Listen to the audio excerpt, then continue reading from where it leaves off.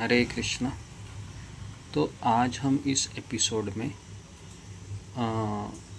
7 द्वीप और 7 समुद्र, इसके बाहर क्या है इसको जानने का हम प्रयास करेंगे। इस ब्रह्मांड में जो प्रियव्रत राजा ने जो 7 द्वीप बनाए थे उसके बारे में तो हमने संक्षिप्त में आपको बता दिया है।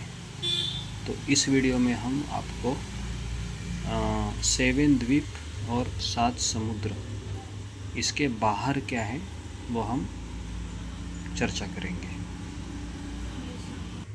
सबसे पहले आता है गोल्डन लैंड।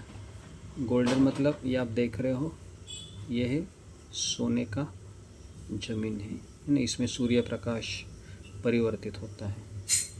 यही ये जो 7वां द्वीप है उसे दुगना है। फिर आता है लोकालोक पर्वत। ये आप देख रहे हो, ये लोकालोक पर्वत है। ये देखिए, ये इससे भी बहुत बड़ा है। उसके बाद है ये आलोक वर्ष, ये देखिए पूरा।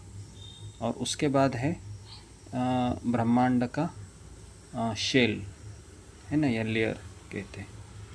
तो इस तरह से आप देख सकते हो ये पूरा ब्रह्मांड है।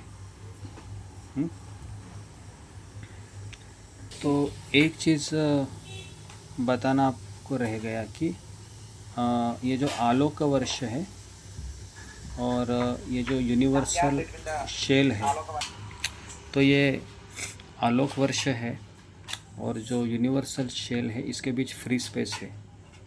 ये देखिए, ये फ्री स्पेस है। तो ये जो फ्री स्पेस है ना, इसका एक कारण है, क्योंकि जो फ्री स्पेस होने के कारण ही जो शेष भगवान है, जो भूमंडला को अपने फनों के ऊपर धारण किए हैं, और दूसरा है फ्री स्पेस के कारण ही जो 4 हाथी है गजराज, वह भूमंडल को एक उचित दिशा देने में समर्थ होते हैं। तीसरा है कि भगवान वराह ने जब भूमंडला को ऊपर उठाया था, आप सबको पता होगा वो लीला, तो उस समय गर्भोदक सागर में जब वह भू में तैर रही थी, और ये 2 बार हुआ था, स्वयंभू मनवंतरा के समय और चाक्षुष मनवंतरा के समय जी। तो यहाँ पर आप देख सकते हो कि ये लोकालोक पर्वत है, और इसी के भीतर है ये 7 द्वीप है, वो हम आपको बताएंगे। और ये भूमंडला है, ये पूरा डिस्क है वो, और इसको ये अनंत शेष ने धारण किया है, ये देखिए। और ये 4 हाथी हैं, ये इस डिस्क को बैलेंस करते हैं, है ना। और ये लोकालोक पर्वत है, इसका ऊंचाई ये स्वर्गलोक तक है, इतना बड़ा है ये।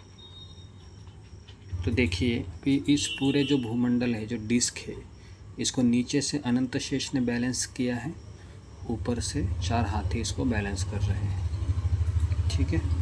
तो इस तरह से ये नीचे से और ऊपर से दोनों तरीके से बैलेंस हो रहा है। तो कहने का अर्थ है कि यहाँ पर अभी आप देख रहे हो कि ये जो लोकालोक पर्वत है इसका ऊंचाई इतना है, और ये जो 7 द्वीप है, 7 समुंदर है, लोकालोक पर्वत का ऊंचाई है ये इतना बड़ा है। तो ये हो गया भूवर्लोक, स्वर्गलोक, ध्रुवलोक। तो ये लोकालोक पर्वत का ऊंचाई है ये ध्रुवलोक तक,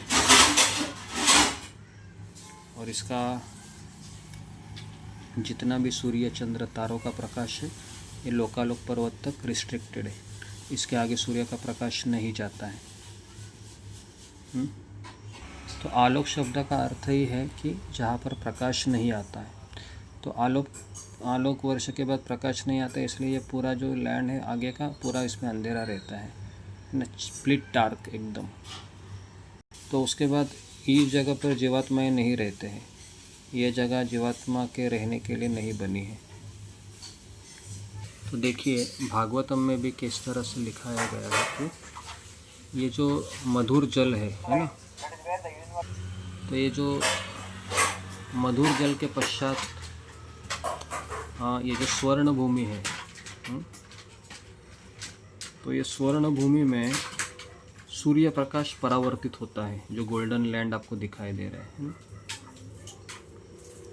तो इसमें जो कोई भी वस्तु गिरती है तो वह पुनः कभी नहीं दिखाई पड़ती।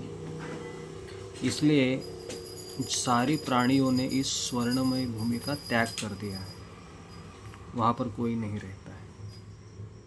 और उसके आगे है लोकालोक पर्वत, जो हमने आपको बताया कि इसका ऊंचाई ध्रुवलोक तक जाता है, जिसके कारण सूर्य का प्रकाश भी